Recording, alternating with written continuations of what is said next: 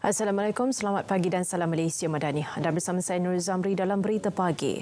Perdana Menteri tidak pernah menghadapi masalah dengan pimpinan Kerajaan Perpaduan berkaitan dasar Madani. Datuk Seri Anwar Ibrahim berkata sikap setiap parti dalam Kerajaan Madani sangat mendukung, terutamanya dalam isu tata kelola. Setakat saya, perubahan itu berlaku. Tapi yang penting itu ialah soal tata kelola. Apakah pemimpin masih meneruskan amalan mengaut keuntungan, kekayaan dari negara? Dan ini dapat kita hentikan. Walaupun pada kadang-kadang saya lihat dalam naratif politik itu tidak mengesankan. Kerana orang anggap merasuah ni okey. Ada yang kata rasuah itu tidak hukuman terlalu berat dan sebagainya. Tetapi rasuah yang memiskinkan negara dan memperhambakan rakyat. Jadi saya akan keras dalam soal ini. Dan dalam soal ini baik Pakatan Harapan atau UMNO Barisan Nasional atau GPS Sarawak, GRS Sabah, itu sikap mereka sangat mendukung. Beliau berkata demikian dalam wawancara khas setahun bersama Kerajaan Madani Triwikrama Perdana Menteri. Dalam pada itu, Kerajaan Perpaduan dilihat lebih kuat dengan memberi tumpuan kepada pertumbuhan ekonomi, mutu pendidikan dan kemudahan kesihatan yang baik. Selain itu, isu sosial ekonomi meliputi menoktahkan kemiskinan dalam negara. Ini macam saya sebut menoktahkan kemiskinan yang alhamdulillah kemiskinan Tegar selesai. Walaupun terpaksa kita tangani juga tahun-tahun berikutnya. Sekolah daif dan tanda sekolah turut diberi tumpuan sebagai suntikan untuk anak-anak bagi meningkatkan mutu pendidikan. Saudara, bagi memastikan keberkesanan inisiatif di umum kerajaan, unit pantau madani akan diwujudkan di bawah Jabatan Perdana Menteri. Saya akan pastikan supaya kita dapat laksanakan program pantau madani untuk melihat apakah kita dapat memenuhi matlamat yang telah diumumkan. Jangan umpamanya pengumuman itu memukau dan menarik, pelaksanaan itu hambar ataupun separuh daripada kejayaannya. Dan ini insya-Allah kita akan laksanakan. Perdana Menteri turut memaklumkan jualan rahmah dan sumbangan tunai rahmah ditingkat untuk tampung peningkatan harga barang. Kalau kita beri subsidi, saya tegaskan sekali lagi, faedahnya kepada 3.5 juta orang asing dan dimanfaatkan oleh golongan terkaya. Kita nak elak itu. Jadi mana kita terima kenyataan bahawa ada masalah. Tapi untuk mengatakan bahawa harga barang tidak pernah tinggi seperti ini ketimbang dahulu, tidak benar. Rombakan Kabinet akan dilakukan sekiranya prestasi Menteri meleset dan keadaan menuntut ia dilaksanakan. Datuk Seri Anwar Ibrahim berkata barisan menterinya harus diberikan peluang memperbaiki kelemahan kerana terlalu awal untuk menilai prestasi mereka. Kita ini satu bentuk parti dengan koalisi. Jadi rundingan harus diadakan. Penyertaan itu harus timpal dengan kekuatan masing-masing parti. Semua itu mesti diambil kira.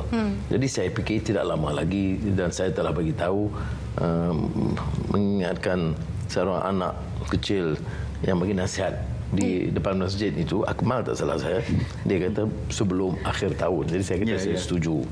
Tetapi saya tidak fikir setelah 1 tahun kita buat penilaian yang adil. Orang perintah 10 tahun, 3 tahun. Jadi 1 tahun itu adalah awal.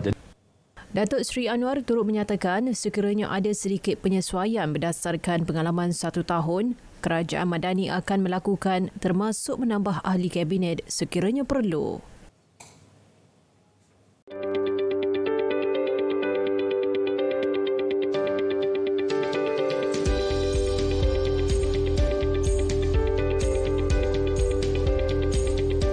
Meningkatkan kualiti produk dari sektor agri-komoditi. Justru bagi menjayakannya, kerjasama semua pihak sangat diperlukan. Hasilan kita itu akan dapat kita jamin.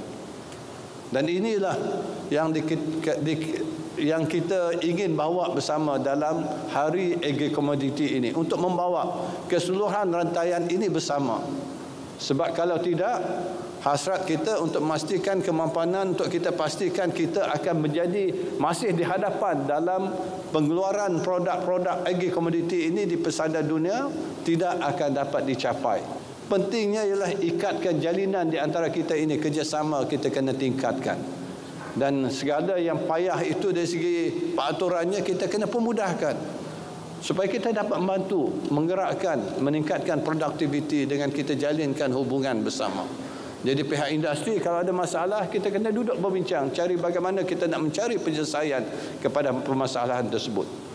Beliau yang juga Menteri Peladangan dan Komoditi berkata demikian ketika berucap di sambutan Hari Agri Komoditi Negara HAKN 2023 di Putrajaya. Pemberian kredit RM100 e-Madani kepada 10 juta rakyat yang layak dijangka tidak akan menyumbang kepada peningkatan kadar inflasi negara. Di Malam Menteri Kewangan Datuk Seri Ahmad Maslam berkata peruntukan keseluruhan berjumlah RM1 bilion bagi program berkenaan adalah lebih kecil berbanding angka KDNK.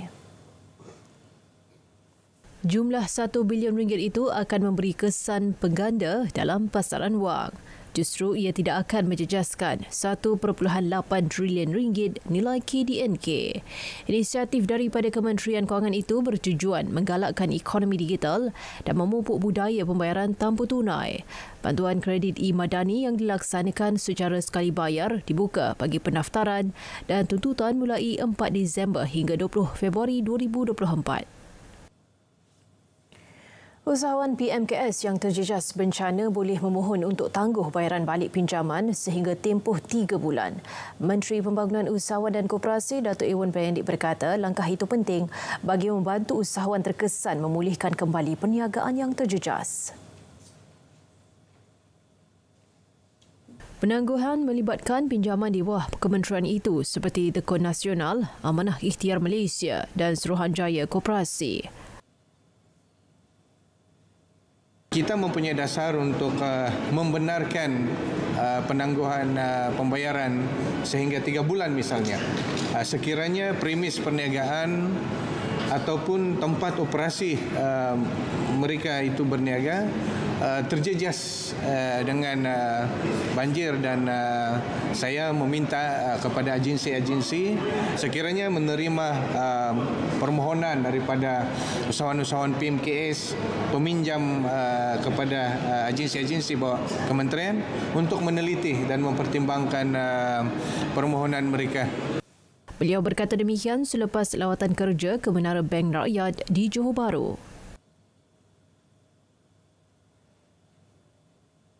Warga asing yang memasuki negara ini diberi kelonggaran untuk mengisi kad ketibaan digital Malaysia MDAC sehingga 31 Disember ini.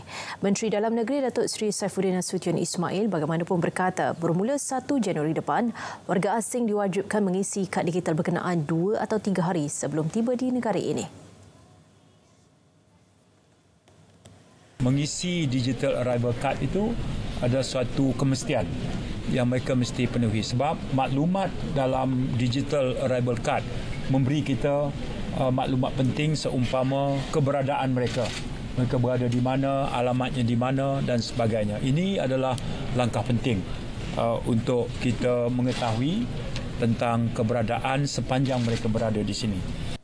Beliau mengadakan tinjauan proses pelan liberalisasi visa di lapangan terbang antarabangsa Kuala Lumpur.